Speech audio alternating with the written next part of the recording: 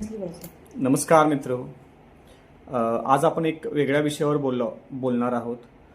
भारतामध्ये जाती व्यवस्था ही आहे, हा एक इतिहास आहे की पार्श्वभूमी आहे.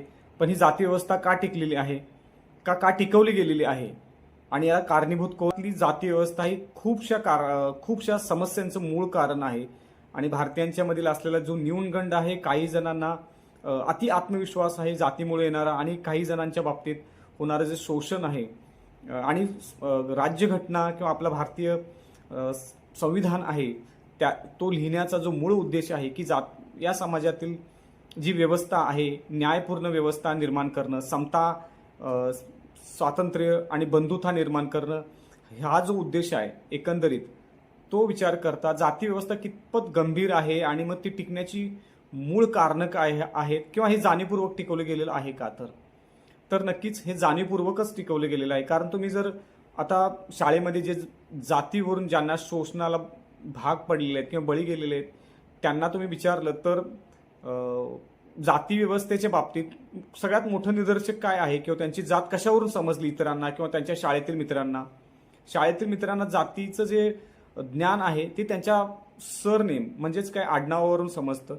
मग भारतामध्ये जेव्हा खरोखरच आपल्याला प्रामाणिक आपली जर इच्छा असती, जेव्हा संविधान लागू केलं तेव्हा खरोखर आपली जर प्रामाणिक इच्छा असते की जाती व्यवस्था नष्ट करायची आहे, तेव्हाच कदाचित केमाल तुर्क पाशा किंवा जो तुर्कस्तानमध्ये ज्या पद्धतीने डिसिजन घेतले, किंवा साऊथ इंडियामधील आपली काही राज्य आहेत त्या राज्यांच्या मध्ये सुद्धा जे सरनेम आहे ते न वापरता सुरुवातीला आईचं किंवा वडिलाचं नाव आणि त्यानंतर स्वतःचं नाव वापरण्याची जी पद्धत आहे ते सहज वापरू शकले असते. असं कुठेही इतर ठिकाणी सुद्धा याचा सोर्स बघण्याची आवश्यकता नव्हती.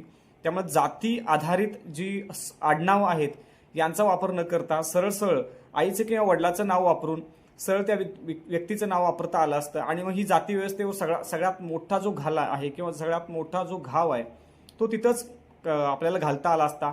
आणि मग ही नाटकं करण्याची वेळ नव्हती की कशा बाबतीत की जाती व्यवस्था नष्ट करण्याची वेळ आलेली आहे किंवा जाती व्यवस्था नष्ट केली पाहिजे. आणि नुसतं भाषणं देऊन उपयोगाच नाही. कृतीशून्य राज्यघटना लागू केल्यापासून 1949 पासून जर बघितलं तर आपण ती स्थिती आहे आणि कधीही याच्यावर प्रामाणिक प्रयत्न केला गेला नाही.